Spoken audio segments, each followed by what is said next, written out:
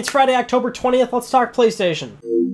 Alright, so there's actually a lot of things that happened this past week, and we're going to get into it right away. Now, if you didn't notice, it's October 20th, getting into the holiday season. A lot of new products and bundles are going to be coming out soon, and so that's the case, especially for controllers. Sony's going crazy on the controller front. We had the crystal DualShock colors that are available right now.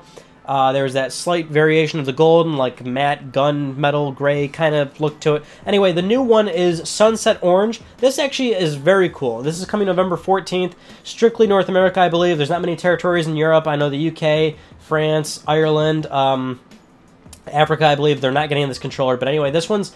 It's particularly cool because usually the accenting colors of the controller are somewhat the same color, or maybe they're just black. This one actually has an accenting like darkish purple. So the back of the controller, the analog sticks, the buttons are purple. So I know a lot of people are going to be big fans of that. I think this one actually looks very cool. But Sony is very forward with saying this is going to be a limited release controller, like a few of the other ones. So you might want to grab this one if you get the chance to do so. And then another controller they announced, totally didn't see this one coming, certainly out of left field. If you would have told me Sony was doing this, I would have been like, what? No way. But they are doing this. It's a budget $30 controller. It's technically officially licensed by Hori as the manufacturer, but it looks basically like the Wii Classic controller. It's a budget $30 controller. It's missing actually a lot of features that the DualShock 4 typically has, so no light bar, no headphone jack, no touchpad, no vibration, no motion sensing. But this is really intended to be and it's a corded controller if you can't see by the picture, but the real intention of this is just a quick controller you can buy for kids to use. You got to figure this thing's probably meant to get abused and beat around a bit. And yeah, it's just a cheaper controller for you to buy, and it's smaller too. It's considerably smaller than a regular DualShock 4, so you can have your kids play with this thing if you don't want them using the regular DualShock, or they can't, use it because it's too big or something. But yeah, I just never really pictured seeing this thing ever getting made. So maybe you can buy this and have your friend come over and force them to play on this one and then beat their ass because they can't use it. No, but anyway, moving on. So in terms of PlayStation 4 bundles, we all know next month Star Wars Battlefront 2 is releasing. Yeah, there's going to be a bundle for this game as well. Now there's going to be a regular bundle, regular PS4 Slim, black console with the game. The special one is the PlayStation 4 Pro. You're going to get a special Star Wars PlayStation 4 Pro. You're going to get a copy of the deluxe edition of the game. So there you go. I guess the one thing, I don't know what it is recently, but Sony's kind of doing pretty poorly with these special edition consoles, because this one also looks pretty bland. I know a lot of people are actually complaining about this one because it just looks like there's regular Star Wars clip art attached to it. Like there's much cooler imagery from the Star Wars universe that could have been printed onto this PlayStation. So this one, then you look at the that god-awful camouflage one. Not kind of underwhelming to me, but hey, if you're into it, if you like it, if it looks cool, you can grab this thing too next month when it comes out. Now, this next PlayStation 4 bundle is totally real and totally expensive, and trust me, this is real, by the way. But here's what you're getting. All right, so you're getting a PlayStation 4 Pro. You're getting PlayStation Plus. You're getting PlayStation VR. You're getting a 4K Bravia television. You are getting a racing chair setup. You are getting a racing wheel. You are, of course, getting Gran Turismo Sport, and you are also getting a 2018 Mazda MX-5. A real Mazda MX-5. If you weren't picking up the actual price tag for this thing, it's $46,000 roughly. Whew, that's a lot of goddamn money. And then what's really particularly funny about this is, because quite honestly, if you know anything about cars or car dealerships specifically, they run promotions for cars all the goddamn time because dealerships want to move cars off the lot. And I've seen a number of examples where dealerships will offer a car with and it's some sort of technology, right? They'll offer it with a brand new TV or a new iPad or a new laptop or something. I'm sure there's been examples of game consoles as well, but this is like being fully marketed as a PlayStation bundle. Like this is something on the Sony side of things that is made they've done this partnership with Mazda. This is full on being marketed to Gran Turismo players that conveniently also want a Mazda MX-5, and they want to play the latest edition of Gran Turismo in the Gran Turismo series. So this is humorous to say the least. I mean, it's just And well, I mean, the damn thing is, I mean, good manufacturer to pick. I mean, Mazda are well known for enthusiast cars. You know, the MX. I'm assuming the MX-5 is going to be a manual.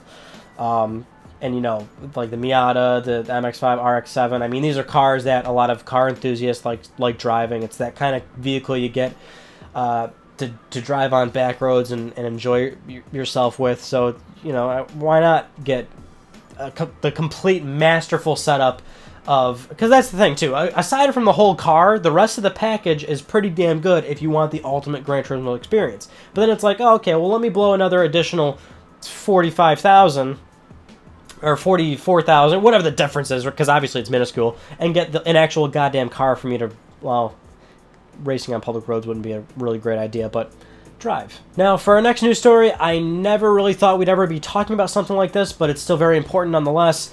Now, if you didn't notice recently, over the last week and a half or so, whether it's Facebook, Twitter, you've been probably seeing it everywhere, the recent things that have been happening in Hollywood and film in regards to sexual harassment, sexual assault. A lot of people are posting their experiences over the years on social media, kind of bringing an awareness to the issue of sexual assault, sexual harassment in the workplace. People, you know, being afraid to say something because they're usually in a position where they're either not going to be believed or nobody's going to help them, or they feel embarrassed, ashamed. Well, anyway, somebody who also joined in this foray was an ex-Naughty Dog employee, David Ballard. Now, he was an environment artist at the time that he was working for Naughty Dog during the time that this happened, and he tweeted during this week that he was finally strong enough to bring this up, and said that during late 2015, he was being sexually harassed by a Naughty Dog lead. It escalated to PlayStation Human Resources, and apparently the next day he was fired, and then offered $20,000 and to sign a non-disclosure agreement to not talk about what happened and things like that. So he denied that, and he's been unemployed for 17 months since. So this kind of was a pretty big deal, right? You know, especially since sexual harassment is not at all cool or justifiable and all that. And I shouldn't have to explain to you why it's bad, right? But what's more important, I guess, is certainly that, you know, you see all the stuff in film and everybody else in Hollywood discussing the seriousness of it. But certainly this has also raised the awareness that this also happens in the games industry. It happens anywhere. There's no really safe place where you're just free of this kind of behavior from people. It's inexcusable behavior, but it's going to happen anywhere. Now, Naughty Dog was a few days later quick to make a comment about how they actually weren't at all aware of this, giving a very general PR answer of saying, you know, we support a very safe and healthy work environment. We are not at all aware of the allegations or remember anything about it or what have you, right? Now, Jason Schreier from Kotaku was able to contact 3 Naughty Dog employees and ex-employees, mind you, all staying anonymous to protect their careers. And they said that while they believe David's allegations, they also believe that Naughty Dog probably didn't know whatsoever about what was happening. And there's really just as of right now, that's all we really know. Nothing has come forward yet in terms of who was right, who was wrong, and this, that, and the other. And I guess that would be the stance I would take on it as well. I wouldn't be quick to call David or any particular individual out for false accusations, especially since when you usually step forward about this, it's never easy, and certainly when you bring it up this late in the game, it's sometimes hard to get the ball rolling in terms of legal matters. And I get that, and that's the big problem about anything like this, right? Is that it's always a very big legal matter for the individual and the company at hand, because that's the major problem, right? Not just in the games industry, but any LLC or any corporation, right?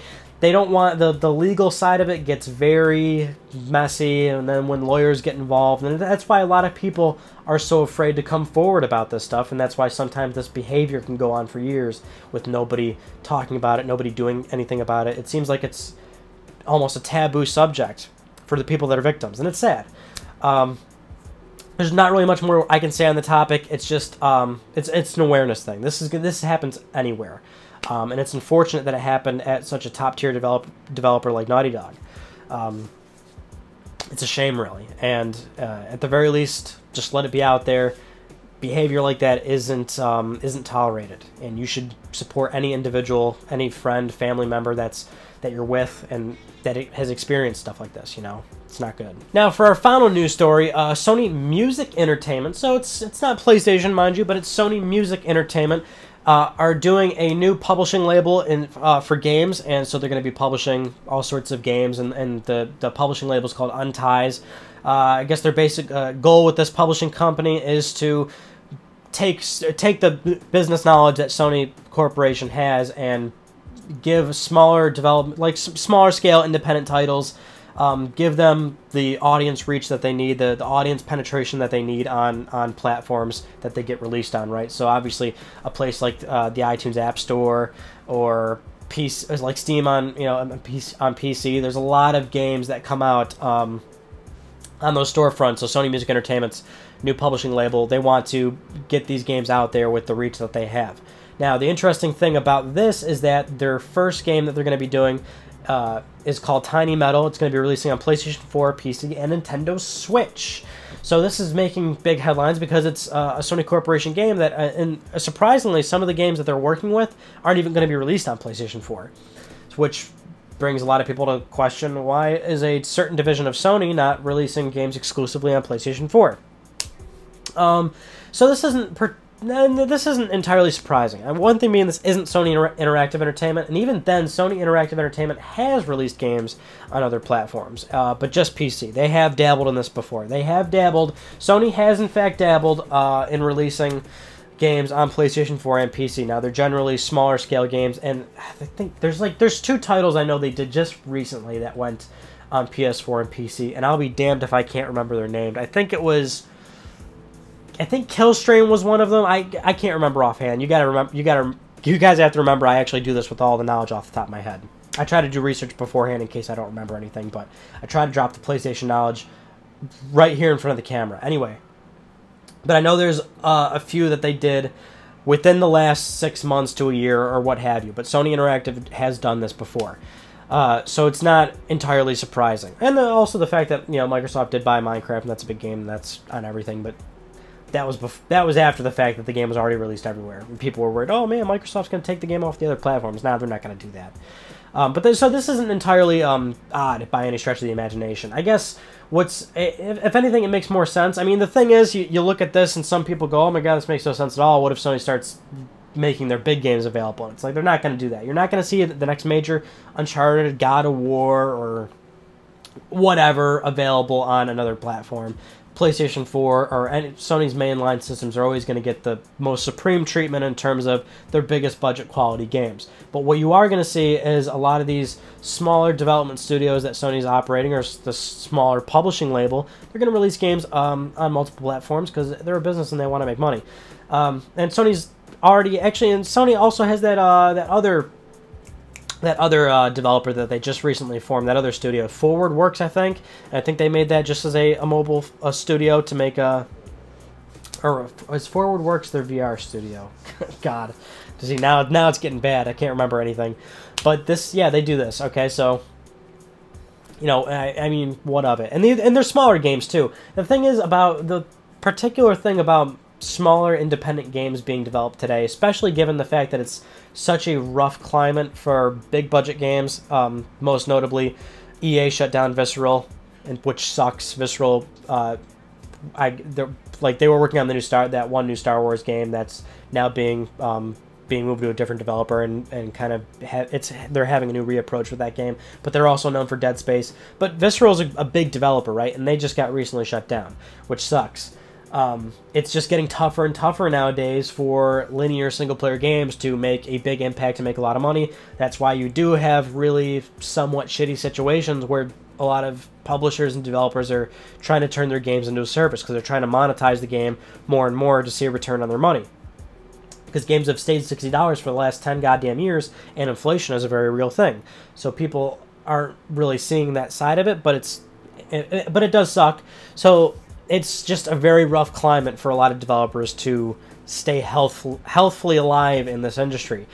But what's great about the smaller stuff, these smaller games, is that their budget is generally a lot smaller.